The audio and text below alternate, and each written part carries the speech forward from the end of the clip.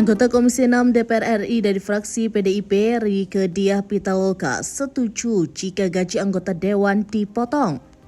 Ia mengaku tidak masalah jika gaji anggota DPR dikurangi semua.